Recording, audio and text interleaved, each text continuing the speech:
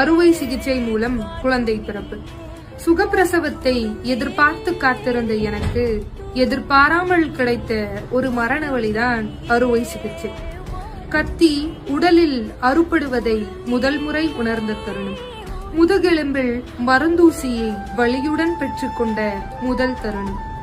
சிறுநீரை வெளியேற்ற குழாய்கள் சொருக்கப்பட்டு மருந்துகளை உட்செலுத்த கை நரம்புகளில் குழாய்கள் செலுத்தப்பட்டு நானே நானாக இல்லாமல் அப்படியே கிடந்த தருணம். வயிற்றின் சுவரை கீறிட்டு தசை மற்றும் கொழுப்பு அடுக்குகளை வெட்டி கடைசியில் கருப்பையையே வெட்டி உயிர் பயத்தை கடந்து வந்தேன் இந்த உலகில் உன்னை கொண்டு வர. நஞ்சுக்கொடியை அகற்றி தையலிட்டார்கள். அதையும் உணர்ந்தது இந்த உடல். உடலா ஏதோ சாதாரண பொருளா தெரியவில்லை. கத்தியும் இரத்தமுமாய் கிடந்து மயக்கம் தெளிந்தது. இத்தனை நாட்கள் சுமந்த அந்த உயிரை தூக்கக்கூட இந்த உடலில் சக்தி இல்லை. போடப்பட்ட தையலை ஒவ்வொரு முறை பார்க்கும் போதும் அப்படி ஒரு பயம், எங்கே பிரிந்து விடுமோ என்று.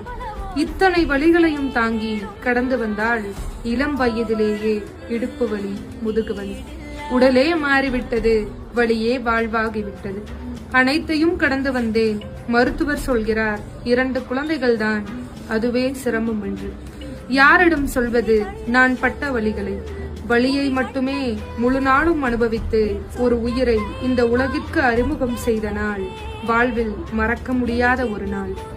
சுகப்பிரசவத்தை மட்டுமே பெரும் பேச்சாக பேசும் இந்த சமூகத்திற்கு எங்கே தெரிய போகிறது எங்களை போன்றோர்களின் பெரும் வலி?